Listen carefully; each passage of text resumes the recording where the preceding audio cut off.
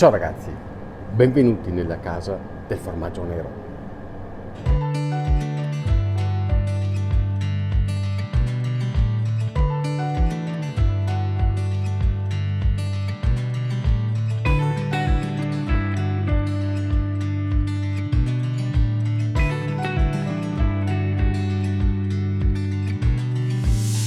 Mi trovo a Urbana, in provincia di Padova, e sono venuto a fare un po' di spesa in questo caseificio dove si producono tra gli altri la cacciotto allo yogurt, il capovacca, il formaggio al pepe, insomma prodotti molto particolari che adesso vi faccio scoprire insieme a Roberto.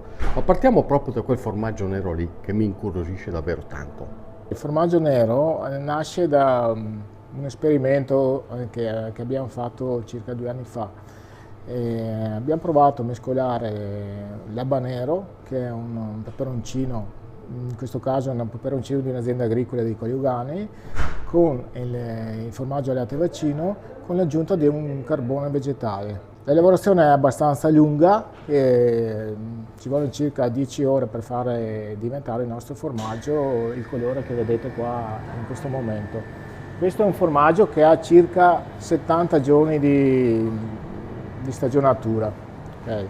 Il carbone gli fa fare un'acidificazione diversa di quello che potrebbe essere il formaggio classico, normale di latte vaccino. E come si consuma? Da solo o magari abbinato con qualcosa? Allora, si consuma da solo. Se vai a assaggiarlo senti il sentore di formaggio di latte vaccino e poi ti rimane in bocca alla fine il sapore del peperoncino habanero. È ideale da aperitivo, abbinato con magari un bicchiere di prosecco o un bicchiere di rosso. Questo invece è l'ultimo arrivato nella nostra produzione, è un formaggio fatto con il polline di un'azienda agricola sempre locale del posto.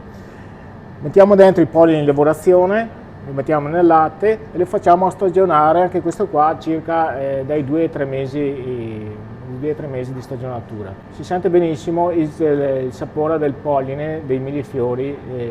Consumarlo, questo qua ideale sarebbe abbinarlo sempre a un miele di acacia, un miele di tiglio che è bello saporito. Si mette una fettina di formaggio e si spalma con un filo di miele. Va mangiato anche questo qua da aperitivo, abbinato sempre a un bel bicchiere di vino. Noi il vino ci mettiamo dappertutto, come il latte ci va dappertutto. Questo è il nostro prodotto storico, si chiama 900 perché abbiamo ripreso una lavorazione di una volta in cui il latte rimaneva in caldaia per molto tempo. Anche questa qua è una lavorazione abbastanza lunga. Lo facciamo in questo caso con il latte vaccino e usiamo un caglio di capra. Il caglio di capra gli dà un sentore al formaggio più importante rispetto al caglio di vitello. Viene stagionato dai 4 ai 5 mesi. E questo qua ha una caratteristica, si può mangiare o così o si può fare benissimo anche la piastra. Se si fa la piastra si fa una rosolatura che diventa una cosa eccezionale. L'altro punto di forza del nostro formaggio è il nostro mattone di capo di vacca. Il mattone di capo di vacca è sempre un formaggio al latte vaccino, qua usiamo lo yogurt nostro come fermento lattico, come starter per il formaggio. Viene stagionato dai 3 mesi ai 4 mesi, è ideale anche questo qua da farlo alla piastra o in padella. Roberto, ascoltami, ma siccome ce ne sono, da dove cominciamo a fare? Ma lo sai che è un bel problema, non so neanche io dove iniziare. Allora, facciamo così, risolviamo il dilemma.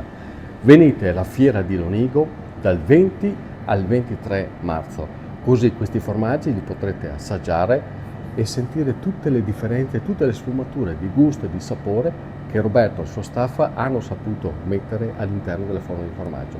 Quindi ci vediamo lì. Aspettiamo. Però un tocchettino di quel nero di tastarlo adesso. Vabbè, adesso tu mi chiedi massa.